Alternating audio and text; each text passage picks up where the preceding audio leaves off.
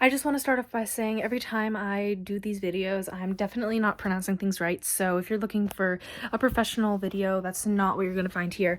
I'm just doing it for fun because I just want to read the whole Bible. Okay. The Lord's covenant promise to Abram. Sometime later, the Lord spoke to Abram in a vision and said to him, "Do not be afraid, Abram, for I will protect you and your reward will be great." But Abram replied, "O sovereign Lord, what good are all your blessings when I don't even have a son? Since you've given me no children, Eliezer of Damascus, a servant in my household, will inherit all my wealth. You have given me no descendants of my own, so one of my servants will be my heir." Then the Lord said to him, "No, your servant will not be your heir, for you will have a son of your own who will be your heir." Then the Lord took Abram outside and said to him, "Look up into the sky and count the stars if you can. That's how many descendants you will have." And Abram believed the Lord, and the Lord counted him as righteous because of his faith. Then the Lord told him, "I am the Lord who brought you out of Ur of the Chaldeans to give you this land as your possession." But Abram replied, "O sovereign Lord, how can I be sure that I will actually possess it?" The Lord told him, "Bring me a 3-year-old heifer, a 3-year-old female goat, and 3-year-old ram, a turtle dove, and a young pigeon." So Abram presented all these animals to him and killed them. Then he cut each animal down the middle and laid the halves side by side, so he did not, however, cut the bird in half. Some vultures swooped down to eat the carcasses, but Abram chased them away. As the sun was going down, Abram fell into a deep sleep, and a terrifying darkness came over him. Then the Lord said to Abram, "You can be sure that your descendants will be strangers in a foreign land, where they will be oppressed as slaves for 400 years. But I will punish the nation that enslaved them, and in the end they will come to you with great wealth. As for you, you will die in peace and be buried at a ripe old age. After 4 generations, your descendants will return here to this land, for the sins of Amorites do not yet warrant their destruction." After the sun went down and the darkness fell, Abram saw a smoking fire pot and flaming torch pass between the halves of the carcasses. So the Lord made a covenant with Abram that day and said, "I have given this land to your descendants all the way from the border of Egypt to the great Euphrates River, the land now occupied by Kenites, Kenizzites, Cadmonites, Hittites, Perizzites, Rephites, Amorites, Canaanites, Girgashites, and Jebusites." The birth of Ishmael. Now Sarai, Abram's wife, had not been able to bear children for him, but she had an Egyptian servant named Hagar. So Sarai said to Abram, "The Lord has prevented me from having children. Go and sleep with my servant. Perhaps I can have children through her." And Abram agreed with Sarai's proposal. So Sarai, Abram's wife, took Hagar, the Egyptian servant, and gave her to Abram as a wife. This happened 10 years later, after Abram had settled in the land of Canaan. So Abram had sexual relations with Hagar, and she became pregnant. But when Hagar knew she was pregnant, she began to treat her mistress Sarai with contempt. Then Sarai said to Abram, "This is your fault. I put my servant in your arms, but now that she's pregnant, she treats me with contempt." So I'm assuming contempt is bad. "The Lord will show who's wrong, you or me."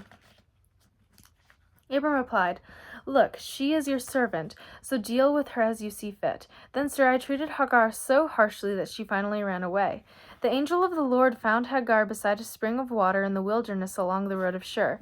The angel said to her, "Hagar, Sarai's servant, where have you come from and where are you going?" "I'm running away from my mistress Sarai," she replied. The angel of the Lord said to her, "Return to your mistress and submit to her authority." Then he added, "I will give you more descendants than you can count." And the angel also said, "You are now pregnant, and will give birth to a son. You are to name him Ishmael, which means God hears. So the Lord has heard you cry of distress. This son of yours will be a wild man and untamed, as wild as a donkey. He will raise his fist against everyone, and everyone will be against him. Yes, he will live in open hostility against all his relatives." Thereafter, Hagar used another name to refer to the Lord who had spoken to her. She said, "You are a God who sees me." She also said, "Have I truly seen the one who sees me?" So that well was named Beer Lahai Roi, which means well of the living one who sees me. It can still be found between Kadesh and Bered. So Hagar gave Abram a son, and Abram named him Ishmael. Abram was 86 years old when Ishmael was born. Abram is the name Abraham. When Abram was 99 years old, the Lord appeared to him and said, I am El Shaddai, God Almighty. Serve me faithfully and live a blameless life. I will make a covenant for you by which I will guarantee to give you countless descendants. At this point, Abram fell face down on the ground. Then God said to him, This is my covenant with you. I will make you the father of multitudes of nations. What's more, I am changing your name. It will no longer be Abram. Instead, you will be called Abraham, for you will be the father of many nations. I will make you extremely fruitful. Your descendants will become many nations, and kings will be among them. I will confirm my covenant with you and your descendants after you from generation to generation. This is your everlasting covenant. I will always be your God and the God of your descendants after you. And I will give the entire land of Canaan, where you now live as a foreigner, to you and your descendants. It will be their possession forever, and I will be their God. The mark of the covenant. Then God said to Abraham, Your responsibility is to obey the terms of the covenant. You and all your descendants have this continual responsibility. This is the covenant that you and your descendants must keep. Each male among you must be circumcised. You must cut off the flesh of your foreskin as a sign of the covenant between me and you. From this generation to generation, every male child must be circumcised on the 8th day after his birth. This also applies not only to the members of your family, but also to the servants born in your household and the foreign-born servants whom you have purchased. All must be circumcised. Your bodies will bear the mark of everlasting covenant. Any male who fails to be circumcised will be cut off from the covenant family for breaking the covenant. Sarai is named Sarah.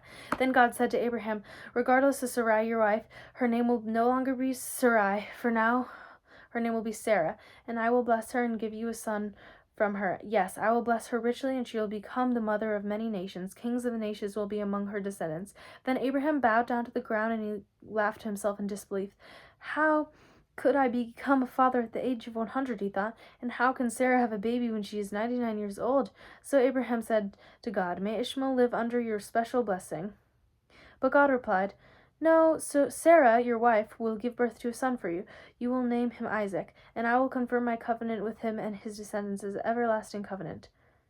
As for Ishmael, I will bless him also, just as you have asked. I will make him extremely fruitful and multiply his descendants. He will become the father of 12 princes, and I will make him a great nation.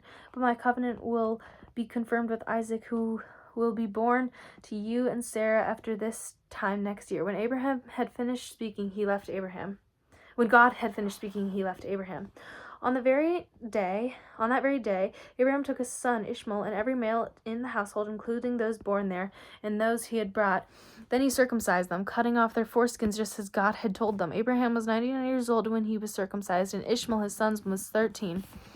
Both Abraham and his son Ishmael were circumcised at that same day, along with all the other men and boys in the household, whether they were born there or brought as servants. All were circumcised with him. A son is promised to Sarah. The Lord appears again to Abraham near the oak grove belonging to Mamre. One day, Abraham was sitting at the entrance to his tents during the hottest part of the day. He looked up and noticed 3 men standing nearby. When he saw them, he ran to meet them and welcomed them, bowing low to the ground. My lord, he said, if it pleases you, stop here for a while. Rest in the shade of this tree while water is brought to wash your feet. And since you have honored your servants with this visit, let me prepare some food to refresh you before you continue on your journey. All right, they said, do as you have said. So Abraham ran back to the tent and said to Sarah, Hurry, get 3 large measures of your best flour, knead it into dough, and bake some bread. Then Abraham ran out to the herd and chose a tender calf and gave it to his servant, who quickly prepared it. When the food was ready, Abraham took some yogurt and milk and the roasted meat, and he served it to the men. As they ate, Abraham waited on them in the shade of trees. Where is Sarah, your wife? The visitors asked. She is inside the tent, Abraham replied. Then one of them said, I will return to you about this time next year, and your wife Sarah will have a son. Sarah was listening to this conversation from the tent. Abraham and Sarah were both very old at this time, and Sarah was long past the age of having children, so she laughed silently to herself and said, How could a worn-out woman like me enjoy such pleasure, especially when the master, my husband, is also so old? Then the Lord said to Abraham, "Why did Sarah laugh? Why did she say, 'Can an old woman like me have a baby?' Is anything too hard for the Lord? I will return about this time next year, and Sarah will have a son." Sarah was afraid, so she denied it, saying, "I didn't laugh." But the Lord said, "No, you did laugh." Abraham intercedes for Sodom. Then the men got up from their meals and looked out toward Sodom. As they left, Abraham went out with them to send them on their way.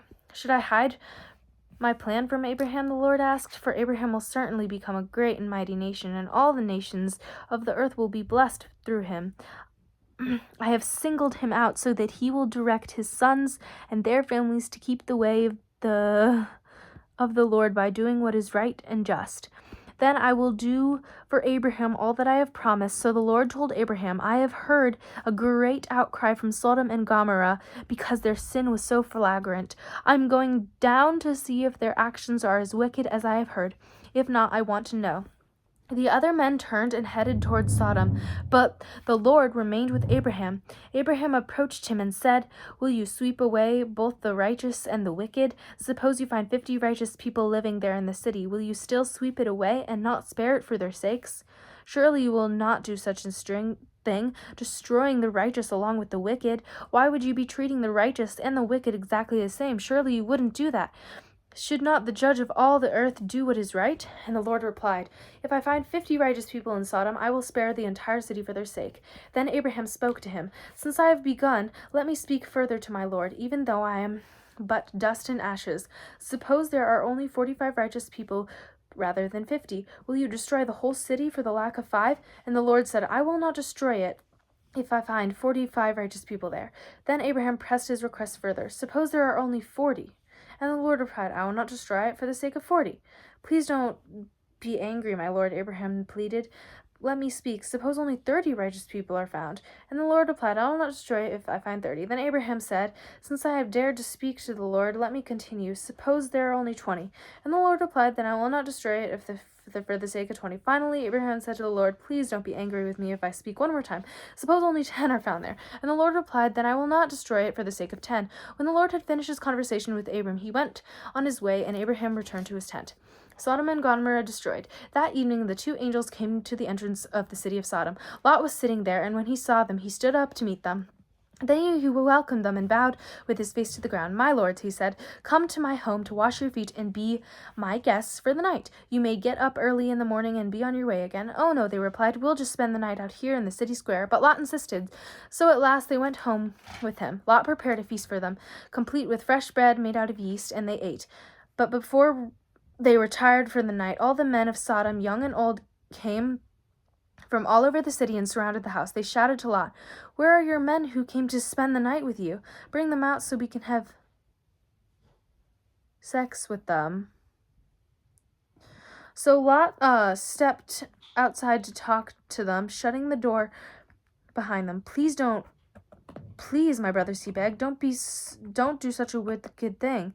"Look, I have 2 virgin daughters. Let me bring them out to you, and you can do what you want with them as you wish.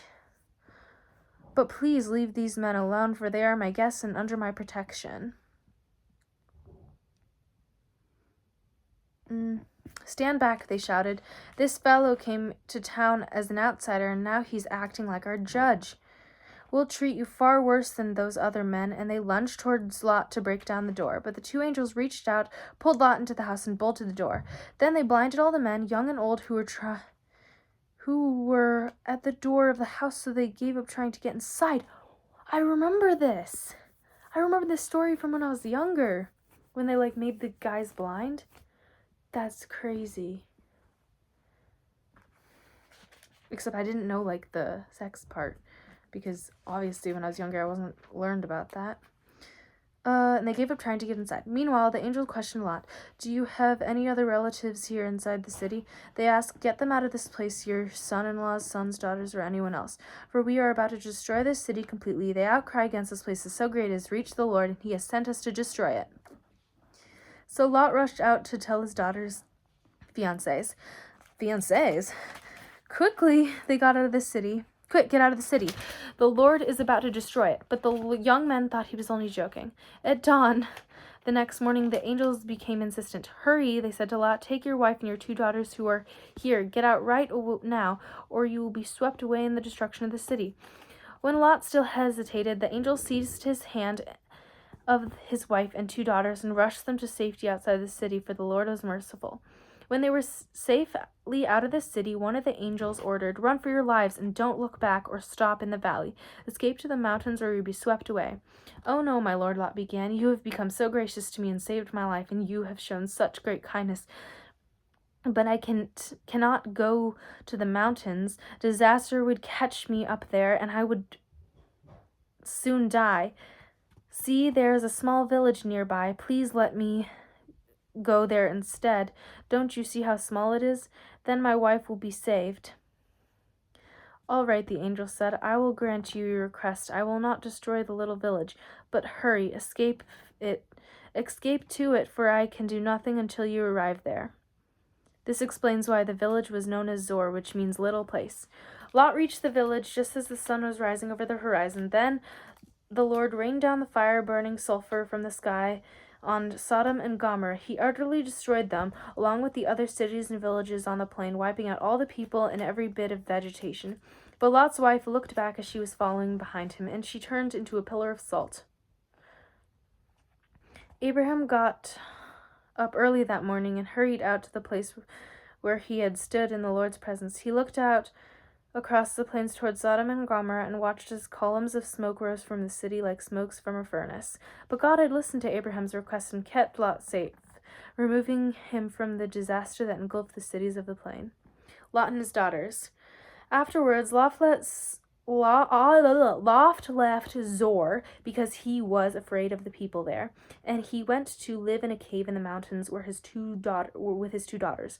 One day the older daughter said to her sister, "There are no men left anywhere in this entire area, so we cannot get married like everyone else, and our father will soon be too old to have children. Come on, let's get him drunk with wine, and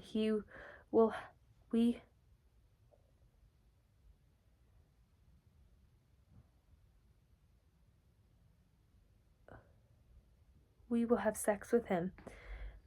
That way we will preserve our family line through our father." So that night they got him drunk with wine, and the older daughter went in and had intercourse with her father. He was unaware of her lying down or getting up again.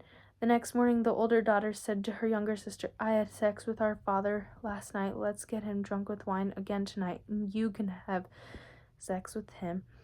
That way we will preserve our family line through our father."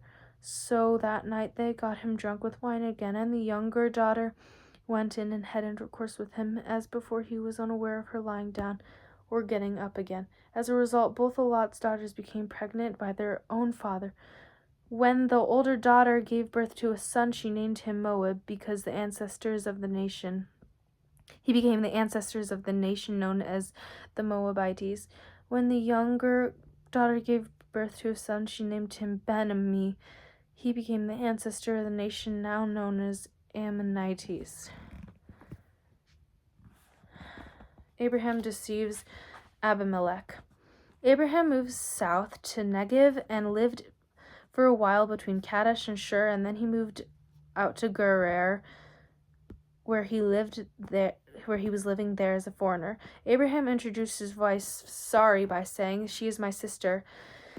So King Abimelech of Gerar sent for Sarah and had her brought to him at his palace. But that night God came to Abimelech in a dream and told him, "You are a dead man, for that woman you have taken is already married." But Abimelech had not slept with her yet, so he said, Lord, will you destroy an innocent nation? Didn't Abraham tell me, she is my sister? And she herself said, yes, he is my brother. I acted in complete innocence. My hands are clean. In that dream, God responded, yes, I know you are innocent. That's why I kept you from sinning against me, and why I did not let you touch her. Now return that woman to her husband, and he will pray for you, for he is a prophet. Then you will live. But you don't return her to him, you will be sure that You and all your people will die. Abimelech got up early the next morning and quickly called all his servants together. When he told them what had happened, his men were terrified. Then Abimelech called for Abraham. What have you done to us? He demanded. What crimes have I committed that deserve treatment like this, making me and my kingdom guilty of this great sin? No one should ever do what you have done. What even possessed you to do such a thing? Abraham replied, I thought, this is a godless place. They will want my wife and will kill me to get her, and she really is my sister, for we both have the same father but different mothers. Am I married to her? And I'm married to her. When God called me to leave my father's home and to travel from place to place, I told her, do me a favor, wherever we go, tell the people that I am your brother. Then Abimelech took some of his sheep and goat and cattle and male and female servants, and he presented them to Abraham.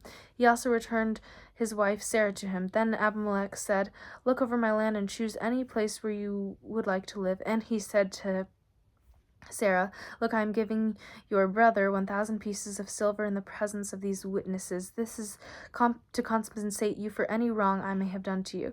This will settle any claim against me, and your reputation is cleared.